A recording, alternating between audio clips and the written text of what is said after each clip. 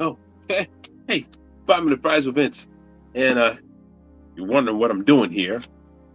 I am going through a bunch of cards. I have a plethora of cards here. I'm going through a bunch of memories, reading some words of inspiration and words of life that were spoken over me over the years. The things that people took the time to buy a card and to write just to say, hey, maybe happy birthday or happy anniversary or thank you for what you do. Why am I doing that right now? Well, if you don't know me, I'm Vince, pastor of the Catalyst in Atlanta. My handle is v.gordon on all social media. I call this one today Reflections Can Refresh. And the reason that I say that is because sometimes it's real easy to get caught up in the praises of people.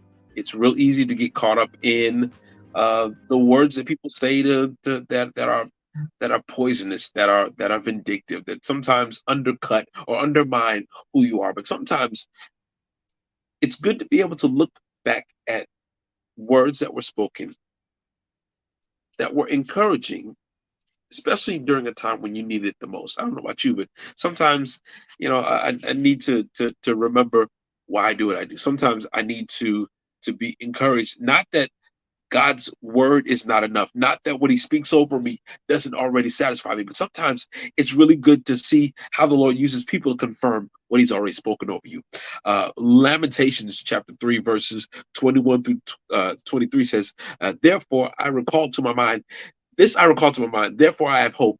It's because of your mercies that we are not consumed, because your compassions fail not. They are new every morning. Great is your faithfulness. Philippians 4, verses 8 through 9 tell us that, whatsoever things are beautiful, whatsoever things are lovely, whatsoever things are good report, think on these things.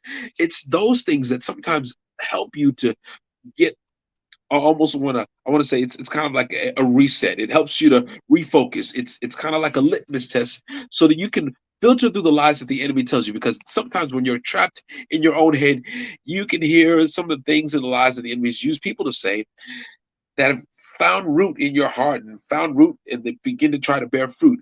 But here's where we've got to separate the tares from the wheat. Sometimes I like going through some of these cards and reminding myself of what the Lord has spoken over my life. And sometimes these cards remind me of things that I've done with people. Sometimes maybe there's a word that says, hey, you know what? I remember, thank you for speaking those words when you eulogized my mother, because I'll never forget those words. Or when somebody says something like, hey, you know what? I really appreciate the time that you took in making sure that that you slowed down to make sure that I understood the concepts of the precepts. Sometimes it's little words like these on these cards that help to remind me that, Lord, our laborers are not in vain. It's those things that help to give you perspective and refresh.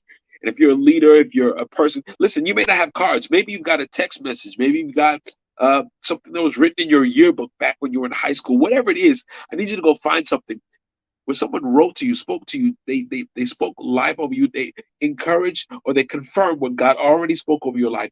Because I promise you, it's in these moments of reflection that you can get that refresh that takes you to the finish line. What are your thoughts about this one? What do you think? Won't you like and share? I am love sharing these moments with you guys. I love taking this time to be able to help encourage us and help us to be able to see Christ in everything. And listen, guys, it's Friday. I'm going to go spend some time with my family. I've taken enough time reflecting. I want to talk with them. I'm going to spend time with them. Listen, guys, I love you. Talk to you later. Listen, don't hurt yourself next week when it comes time for Thanksgiving. As a matter of fact, I encourage you, make sure that you remember that your real assignment is not to bring food. Your real assignment is not to try to avoid that auntie, that uncle, that cousin that owes you money. It is your assignment to be an ambassador of the King. So be an ambassador of the King. They invited you for a reason, or they did invite you for a reason, because they understand what you represent. They know what's on the inside of you. Be the example of Christ that they need to see, and don't go out there and embarrass Jesus. Listen, guys, love you. Talk to you later.